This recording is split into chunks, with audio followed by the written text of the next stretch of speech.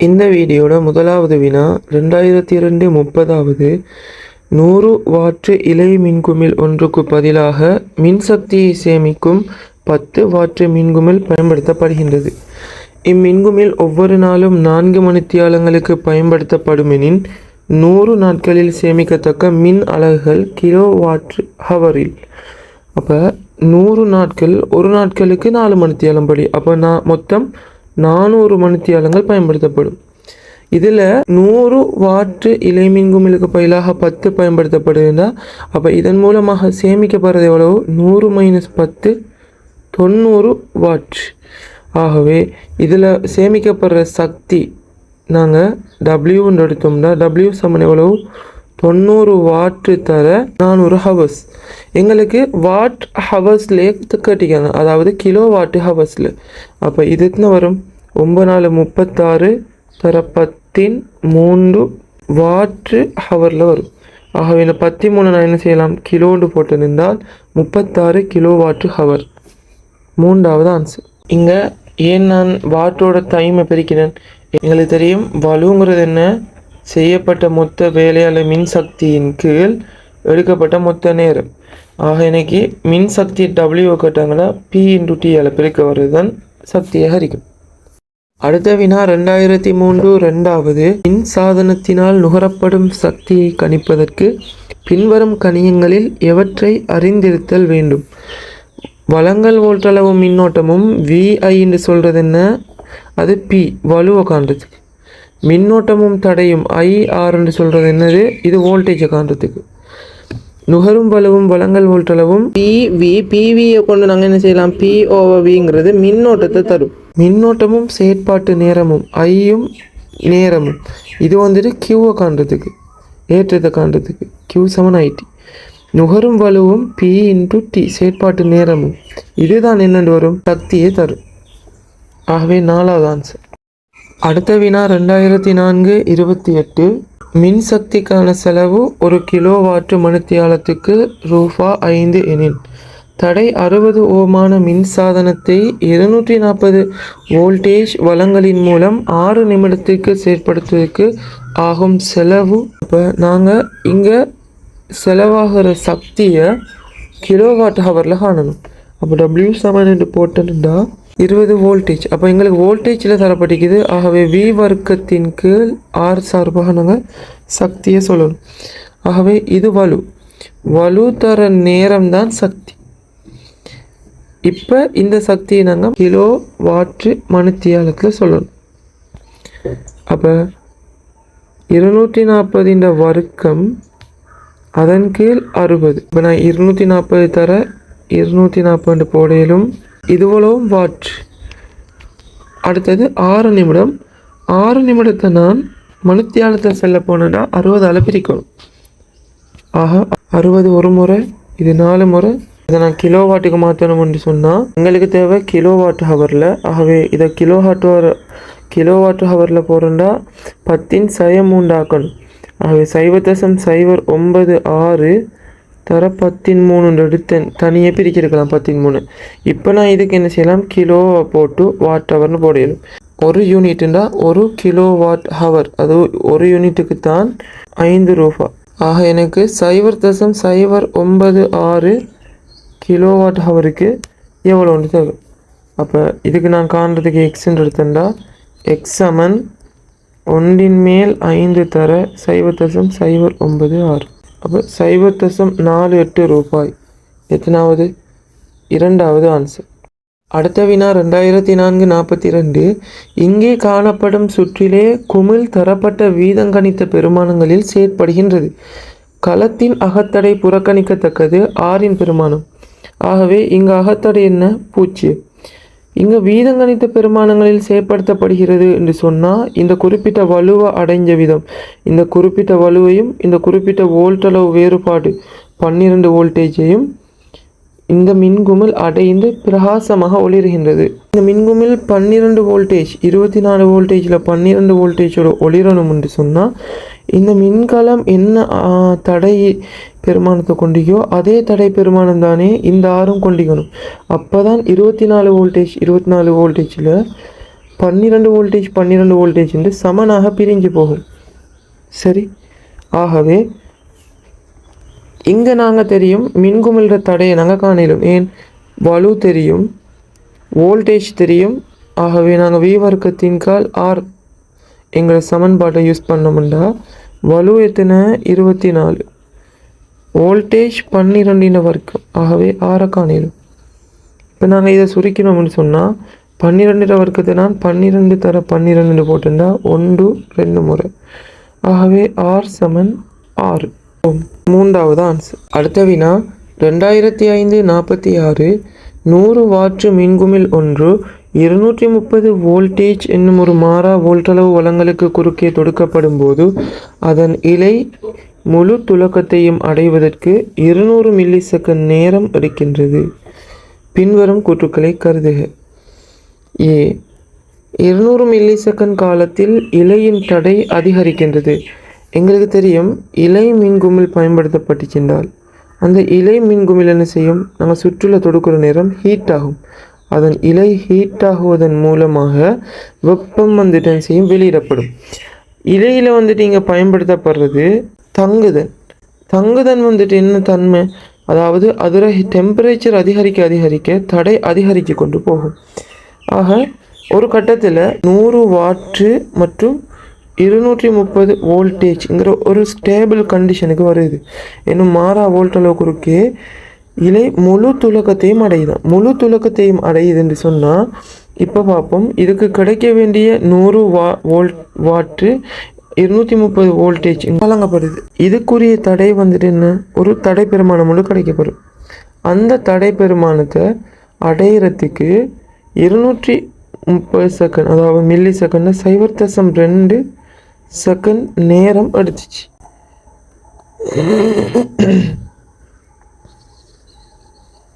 இந்த டைமில் இந்த 0.2 செகண்ட் வரைக்கும் என்ன நடந்திருக்கும்னு சொன்னால் நாங்கள் பாருங்கள் பி சமன் வி வர்க்கத்தின் கீழ் ஆர். இந்த தடை ஒரு குறைந்த பெருமானத்திலிருந்து அதிகரிக்கும். ஏன்? டெம்பரேச்சர் அதிகரிக்குது. இதன் விளைவாக அது உயர் பெருமான ஒரு வலுவிலிருந்து குறைவடைந்து இப்போ இருக்கிற 100 வாட்டுங்கிற வலுவை அடைஞ்சிருக்கும். ஆகவே இப்போ கூற்ற பார்ப்போம். முதலாவது ஏ, 200 மில்லி செகண்ட் காலத்தில் இலையின் தடை அதிகரிக்கின்றது. ஏன்? சரி, ஏனென்றால் டெம்பரேச்சர் அதிகரித்தால் தடை அதிகரிக்கும். வளங்களிலிருந்து எடுக்கப்படும் வலு 200 மில்லி செகண்ட் நேரத்தில் ஒரு உயர் பெருமானத்திலிருந்து தொடங்கி 100 வாட்டிற்கு குறைகின்றது. சரிதானே? ஏன்? தடை அதிகரிச்சின்றால் இது மாறா வோல்டளவு வளங்களுக்கு குறுக்க தொடுக்கப்படுது. ஆகவே நாங்கள் யூஸ் பண்ண வேண்டிய சமன்பாடு வி வர்க்கத்திங்கள் ஆர் பி சமன். ஆகவே ஆர் கூடினால் பி என்ன செய்யும்? குறைவடையும். இலை சக்தியை மின்காந்த கதிர்ப்பின் வடிவத்தில் காணுகின்றது. இது நாங்கள் மின்காந்த கதிர்ப்புன்னு செல்ல நாங்கள் என்ன செஞ்சிருப்போம்? டிஃப்ரெண்டான ஒரு வேர்டுன்னு சொல்லிட்டு பிழை போடு பார்ப்போம். ஆனால் இல்லை, சரி. இது ஏன்? ஒளிங்கிறது என்ன? வெளிச்சம். லைட்டுங்கிறது ஒரு மின்காந்த கதிர்ப்பு. மின்காந்த கதிர்ப்பின்ற ஒரு வடிவம். ஆகவே சி கூற்றும் சரியானது. ஆகவே ஏபிசி எல்லாம் உண்மையானது. 5வது ஆன்சர்.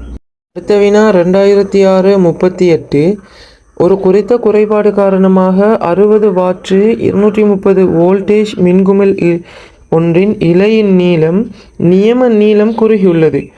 இம்மின்குமிழ் ஒளிரும் போது பாருங்க, இதில் 60 வாட்டு 230 வோல்டேஜ் இதுக்கு ஒரு குறிப்பிட்ட தடை பெருமானம் இந்திக்கும். இந்த தடை பெருமானம் இப்போ இலையின் நியம நீளம் குறுகியுள்ளதாம். தடை என்னத்தை தங்கியிருக்கும்னா ரோ எல்லின் கீழ் ஏ. அந்த இலையின் தடைத்திறன், அந்த இலையின் நீளம், இலையின் குறுக்கோட்டு பரப்பு. இதில் இலையின் நீளம் குறுகியுள்ளதுண்டா எல் குறைஞ்சண்டா ஆர் என்னஞ்சிருக்கும்? குறைஞ்சிருக்கும். ஆகவே ஏ ஆர் குறைஞ்சன்னா எங்களுக்கு தெரியும். இங்கே வலு வந்துட்டு என்ன? ஒரு மாறா வோல்டளவு வளங்களுக்கு குறுக்க தொடுக்கப்பட்டிருக்கும். ஆகவே பி சமன் வி வர்க்கத்திங்கள் ஆறுங்கிற சாம்பாடு யூஸ் பண்ணுவோம். ஆர் குறைஞ்சன்னு சொன்னால் பி என்ன செய்யும்? அதிகரிக்கும். ஆகவே ஏ கூற்றை பார்ப்போம். கூடிய துலக்கத்துடன் ஒளிரும் அதே வேளை ஒரு நியம 60 வாட்டு மின்குமிழிலும் பார்க்க கூடுதலான வலுவை நுகரும். சரிதானே? ஆர் குறைஞ்சண்டா வலு கூட நுகரும். ஆகவே ஒரு செகண்டுக்கு கூட சக்தி நுகரப்படும். கூட சக்தி நுகரப்படுறதால அந்த சக்தி இல்லாமல் என்ன செய்யும்? வெப்ப சக்தியாகவும் ஒளிச்சக்தியாகவும் கூடுதலாக வெளியாக்கப்படும். ஆகவே கூடையா ஹீட்டாகவும் கூடையா வெளிச்சமாய்க்கும். ஆகவே கூடிய துலக்கம் என்று சொன்னால் பிரகாசத்தோடு ஒளிரும். சரி, ஏ கூற்று சரி. அடுத்தது பார்ப்போம்.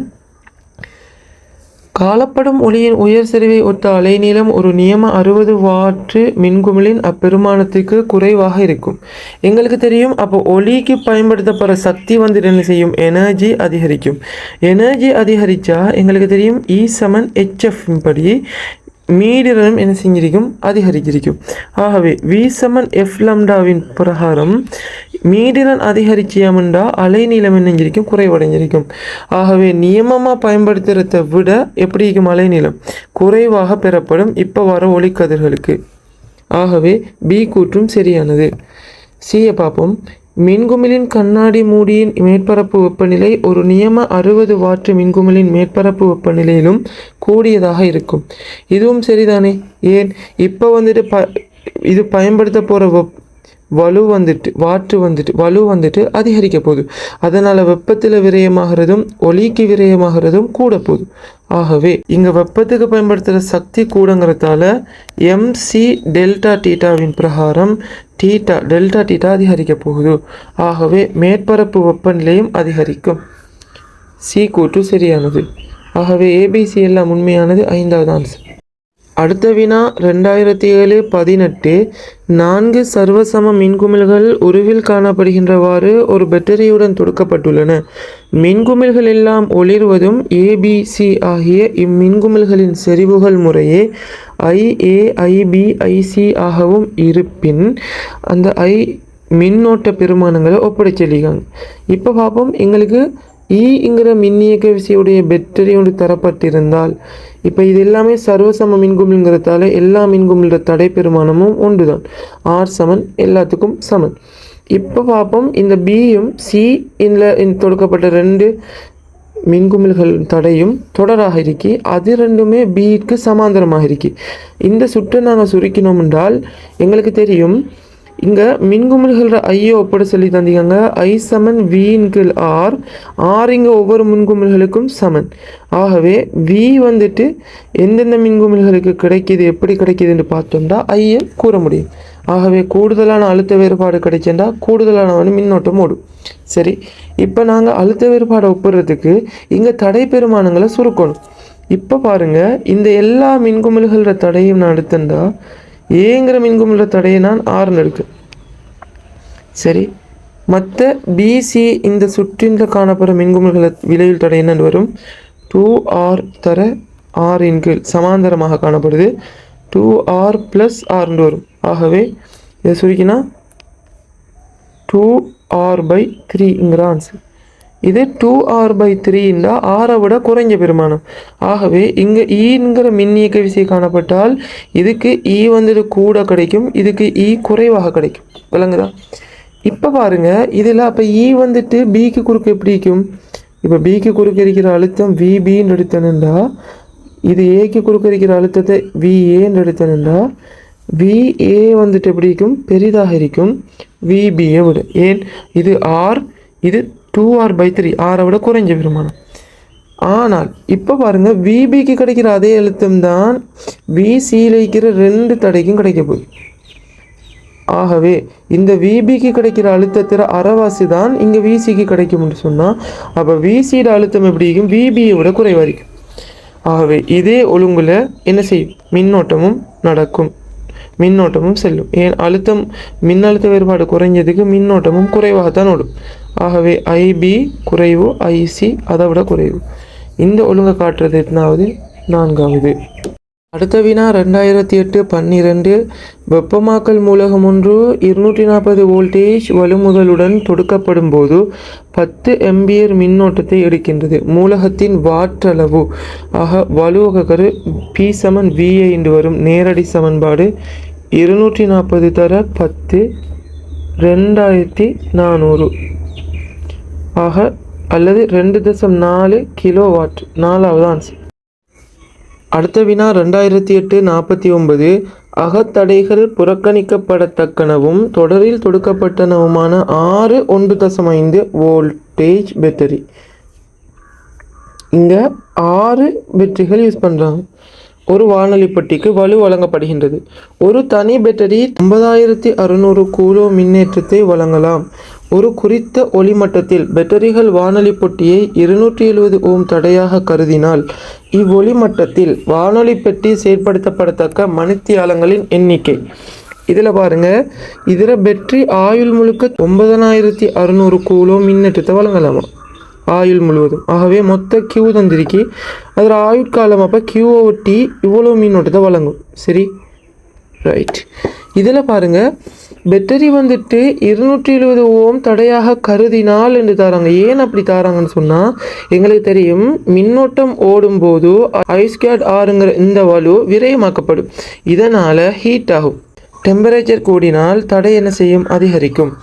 ஆகவே அதனால தான் அவங்க இப்படி தடையாக கருதலாம் என்று எவரேஜ் சராசரி பெருமானம் என்று தந்திருக்காங்க. சரி, இப்போ நாங்கள் கேள்வியை செய்வோம். வோல்டேஜ் தந்திருக்காங்க, தடை தந்திருக்காங்க, கூலோம் தந்திருக்காங்க. ஆகவே நாங்கள் V/IRங்கிற சமன்பாட்டை யூஸ் பண்ணலாம். அந்த குறிப்பிட்ட சந்தர்ப்பத்துக்கு மொத்தம் இங்கே பயன்படுத்துகிற V வந்துட்டு அழுத்தம் எவ்வளோ, பேட்டரிகள் வந்துட்டு தொடராக தொடுக்கப்பட்டு தொடரில் தொடுக்கப்பட்டா 6 தர என்னென்று வரும்? 1.5 என்று வரும். விலையுள் மின் அழுத்தம் இ மின்னியக்க விசை. இப்போ நாங்கள் பிரதியிடுவோம். 6 தர 1.5 சமன் அந்த நேரத்தில் ஓடுற மின்னோட்டம் 9600 கூலோ மின்னேற்றத்தின் கீழ் எடுக்கப்பட்ட மொத்த நேரம். இது செகண்டில் வரும். நம்ம நியம அலகுகள் எல்லாத்தையும் பிரதியிடுறோம். இன்ட்டு தடை வந்துட்டு எவ்வளோ? 270 ஓம். ஆகவே டி எனக்கு செகண்டில் வரப்போது. நான் டி அங்கே எழுவை மாற்றம் செஞ்சேன்டா 9600 தர 270 கீழ் 6 தர 1.5. இப்போ பாருங்கள், எனக்கு இது செகண்ட்லானே வரப்போது. நான் இதை ஹவருக்கு காணணும்டா. என் மணித்தியாலங்கள்லாம் நான் சொல்லிக்காங்க. ஆகவே நான் என்ன செய்யணும்? 60 தர 60 அதால் பிரிக்கணும். இதை நான் 60 தர 60ஆல் பிரிக்கிறேன்டா. எத்தனை? 3600ஆல் பிரிக்க. இப்போ சுருக்குவோம். 2 போயிடும். 270 3 பிரித்தா 9 90. 1.5 3 பிரித்தா 0.5. 6 தர 0.5 3 வரும். இது 3 பிரித்தா 30. இது 10 முறை, இது 12 முறை. 12 96க்கு எத்தனை முறை வரும்? 12 8 96 80 ஹவர்ஸ். 80 மணித்தியாலங்கள் அந்த பேட்டரி வானொலியை இயக்கிறதுக்கு பயன்படுத்தப்படும். அடுத்த வினா 2009-26. சுற்று பியில் உள்ள வலுவிரயம் ஏயில் உள்ள வலுவிரயத்துக்கு சமமாக்கப்படுவது பியின் தடைகளை 6லிருந்து இக்கு மாற்றும் போதாகும். என்ன பெருமானத்துக்கு மாற்றினால்? இப்போ பார்ப்போம். இங்கே இ மின்னியக்க விசை, தடை ஆர் ஆகிய சமன்பாடு. ஆகவே இங்கே வலுவிரயம் பி சமன் வி வர்க்கத்தின் கீழ் ஆறுங்கிற சமன்பாடு. இங்கே ரெண்டுக்குமே மின்கலங்கள் மொத்தமாக இஇ 2E மின்கலங்கள் தான் பாவிக்கப்படுது, ஏக்கும் பிக்கும். ஆகவே இது வி அழுத்த வேறுபாடு சமனாக வழங்கப்படுது. அப்போ வலுவிரயம் சமனாக வரணும் என்றால் தடை பெருமானங்களும் சமனாக இருக்கணும். விலையில் தடை. அப்போ பாருங்கள், இதில் ஆர் ஆர் என்று 2 ஆர் சமாந்தரமாக இணைக்கப்பட்டி. ஆகவே இதில் விலையில் R/2 என்று வரும். ஆனால் பியில் என்னென்று வரும்?